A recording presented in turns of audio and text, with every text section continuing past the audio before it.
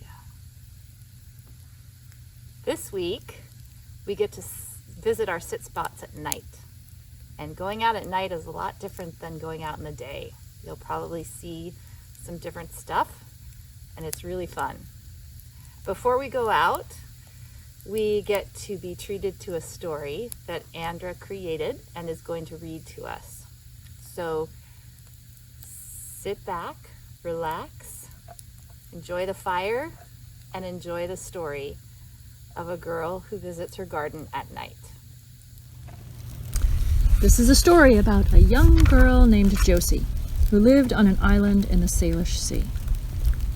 It was winter in the Pacific Northwest, which means that it was dark long before dinner time.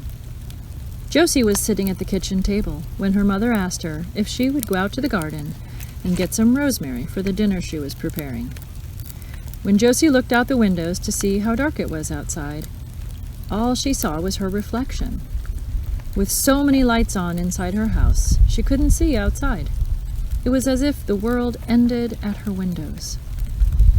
Even though she had walked from her house to the garden hundreds of times to pick berries or carrots or her favorite, cherry tomatoes, she hesitated before reluctantly agreeing to go. On her front porch, she stepped into her rain boots. It wasn't raining at the moment, but it had been for most of the day. She put a headlamp in her coat pocket just in case. When she stepped away from the lights of the house into the darkness, she felt a bit blind. She could just barely make out the edges of her driveway. She was tempted to turn on the headlamp, but then she noticed the moonlight. The clouds started to clear. The moon was rising. As she stood there in her driveway, summoning the courage to keep walking, the land around her slowly became a little more illuminated. To get to the garden, Josie had to walk down her gravel driveway, up a steep, narrow path, and through an old, rickety gate. She shivered a little and took a deep breath in. The air was cold on the inside of her nostrils, and when she exhaled, her breath warmed the inside of her nostrils. And that happened over and over again. Cold air in, warm air out. Have you ever felt that? Josie smelled the air. She could smell the wet ground and the rain that had ended a few hours earlier. She could almost smell the skies clearing and the stars coming out. She wondered what made the night air smell so different than the air during the day.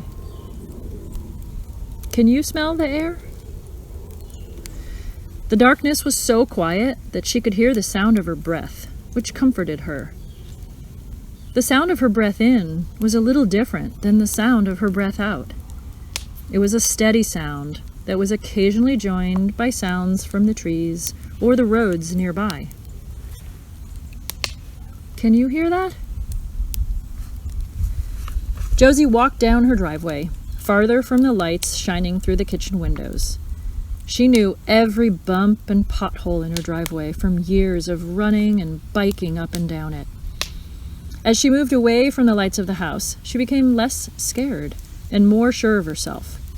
She walked slowly, with a little extra bend in her knees so that she wouldn't trip.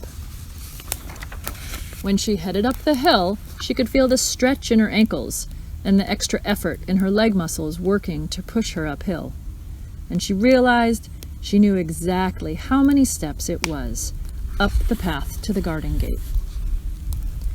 When she arrived at the gate and reached her hand up to open it, she was surprised that her hand landed right on the latch, exactly where she always found it, just about as high as her nose.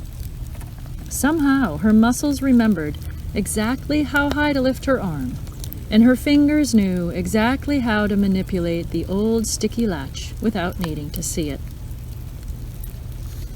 Before stepping through the gate, she looked back at her house and saw how far away it was. The lights in the window were small now. The dense bushes near the gate made her pause. She shuffled her feet a bit to make some noise, hoping to scare off any critter that she might come across.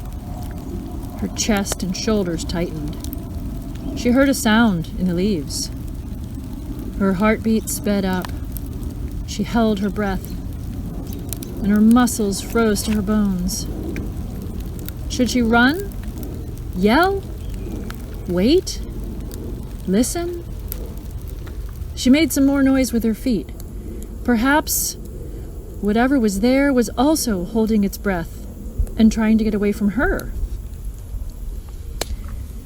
She exhaled and let her muscles soften.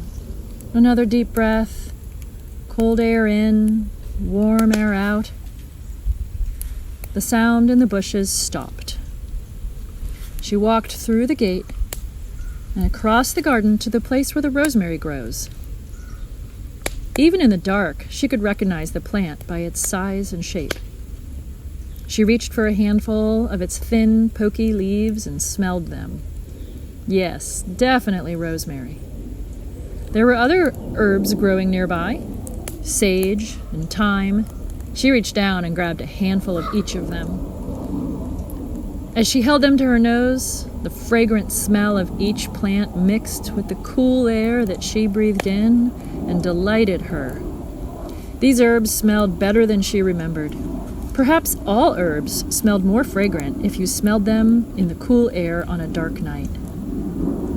With a fistful of herbs, her feet guided her back to the gate, which she latched behind her without needing to see it, and then headed down the path, which was a little more slippery going down than going up.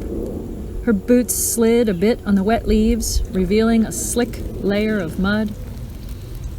Leaning forward with bent knees and her hands out, ready to catch her if her feet slipped out from underneath her, she proudly made her way down the slope without falling. Back on her driveway, the lights of her house were like a beacon calling her home. She felt proud for accomplishing her task, and giddy with newfound comfort at the way her body could move through the dark, and so she started to run. It was so fun that she continued all the way up her driveway, running and skipping, feeling confident and free. The closer she got to her house, the brighter the lights became, until they started to feel blinding, the same way that darkness had felt when she stood in her kitchen looking out of her windows into the night. She arrived at her porch with herbs in her hand, mud in her boots, and her head full of beautiful smells, and her eyes sharper than she knew they could be. When she got back to the kitchen, her mother thanked her, but before Josie handed over the rosemary, she asked her mother to close her eyes and take a deep breath in so she could feel the cool air on its way in and the warm air going out. And then she asked her to pick out the rosemary by smell without peeking.